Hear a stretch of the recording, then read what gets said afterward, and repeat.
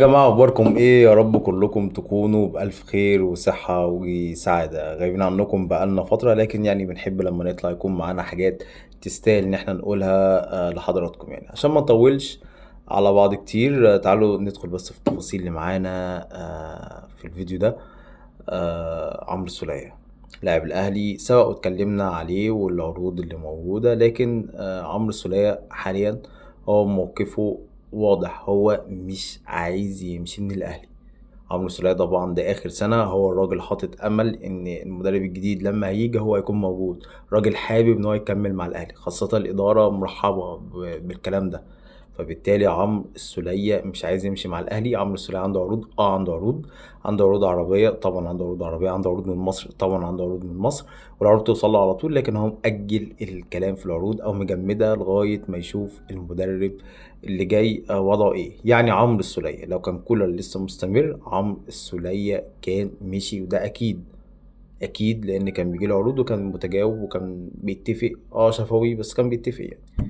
بمجرد ما كولر مشي، هو يعني حابب ان هو يكمل في الاهلي ويقعد في الاهلي، وشايف ان هو هيكون عنده فرصة كويسة، ومستني المدرب الجديد، والادارة كمان سامحة بده. فيعني خلينا نشوف مستقبل عمرو السولية النهائي ايه. لكن ملخص الكلام ده، عمرو السولية عايز يقعد في الاهلي، عايز يقعد في الاهلي، عنده عروض، عنده عروض. هتحسم امتى؟ لما المدرب الجديد يجي. ندخل على التفصيلة التانية برضو ليها علاقة بالأهلي، وبعدين ندخل في تفصيلة ليها علاقة بسيرو، مدرب السابق نادي الزمالك. الأهلي اتعرض عليه مدربين كتير جدا جدا، ولكن من ضمن الأسماء اللي الأهلي ناقشها هو الهولندي مارك فان بومل. ودي معلومة مؤكدة، يعني الاسم ده كان يعني عنده قبول في عند كام حد كده من الأهلاوية اللي هم مسؤولين على اختيار المدرب. سبق قلت لكم، كتبت بوست وقلت لكم إن الأهلي بيجيله يعني سيفات كتير لمدربين يوميا. مفيش حاجة اسمها الأهلي مش عارف يجيب مدرب على فكرة، الأهلي قدام مدربين كتير، بس هو الأهلي بيشوف أفضل مدرب مناسب للمرحلة مع الإمكانيات المادية طبعا المحطوطة. يعني خد بالكم من المدرب اللي بيجي دلوقتي، لو بياخد مبلغ معين هيزود مبلغه، عشان هو عارف انت رايح كاس عالم الأندية، عارف ان انت في وضع صعب، عارف انت محتاجه، عارف انت هتاخد فلوس من كاس العالم للأندية، فبالتالي هيزود لك مرتب. فاهمني؟ فالأهلي عنده مشكلة شوية في الحتة ديت. ولكن فان بومل من ضمن المدربين اللي الأهلي كان بيفكر فيهم. وعلى فكرة أنا كنت شايف إن هي كانت هتبقى تجربة هايلة فعلا، يعني هايلة. أنا مش عارف ليه الفكرة مكملتش، مش عارف هل ليها علاقة بالمدرب نفسه ولا الأهلي، ولكن الأكيد إن هو مارك فان بومل اتعرض من أحد الوسطاء، وحد ثقة يعني من الناس الأهلي بيتعامل معاهم، اتعرض. وعلى حسب معلوماتي المدرب كان موافق إن هو اسمه يتعرض، والأهلي ناقش، والأهلي كان شايف إن هي تبقى فكرة كويسة، ولكن وقفت الفكرة يعني.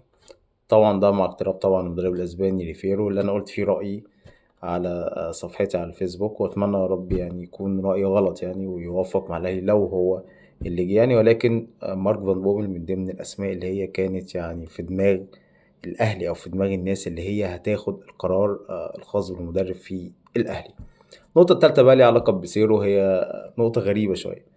في اتفاق جنتلمان، اتفاق جنتلمان هو اتسمى كده يعني، ما بين ميدو وما بين عمرو الجنايني وما بين يعني نادي الزمالك بشكل عام. هو طبعا ممثل اكتر في ميدو وعمرو الجنايني مع بيسيرو، ان انت ما تتكلمش، ما تتكلمش خالص. اما تمشي من الزمالك ما فيش كلام، كل حقوقك هتاخدها، كل حاجة يعني ليك هتاخدها، لكن رجاء مش عايزين كلام كتير يعني، ومش عايزين فضايح طبعا، لا هو مش موضوع فضايح طبعا، الزمالك نادي كبير، لكن مش عايزين شوشره بقى. يعني المدرب بقى بيمشي من هنا يفضل بقى يقول انا حصل لي مشاكل، وما كنتش بلاقي ميه للعيبه، وكنتش بلاقي، ما كنتش بعرف اقعد في بيتي كويس او الاوتيل بتاعي كويس، كان بيجي ناس عايزه يعني. قالوا له لا، قالوا له يا باشا عشان يكون العلاقه ما بيننا حلوه كده والدنيا تبقى جميله، تمام، وتاخد حقك واحنا برضو نكون مبسوطين، وممكن يعني شويه كده ونرجع نتعامل مع بعض تاني، مفيش كلام تماما مع الاعلام. والراجل ادالهم الوعد ده على فكرة، الراجل قال لهم وعد، انا مش هتكلم مع الاعلام تماما في اي حاجة، وكده كده مستحقاته تخلص مع الزمالك يعني. هم شايفين إن بيسيرو ده بداية عهد جديد للزمالك مع المدربين، إن هم يعملوا صورة كويسة للزمالك عند المدربين، وما فيش حاجة اسمها مدرب يمشي ونفضل بقى نقطع فيه. لا، ده احنا هنكرمه ونعمله كمان بوست كويس ويمشي بشكل كويس، والمدرب برضو من الناحية التانية ما يتكلمش عنها بشكل وحش، ويكون العلاقة فيها ود وحب يعني. فدي حاجة كويسة على فكرة الزمالك عملها يعني، دي حاجة كويسة وتحسب للناس اللي هي سعت ان هم يعني يطبقوا الموضوع ده، لان فعلا ردود الافعال بعد اي حد ما يمشي سواء محترفين المدربين او اللاعبين على الزمالك كانت تبقى ليها ردود افعال مش حلوه يعني. انتهى الفيديو، واشوفكم في فيديو جديد. السلام عليكم.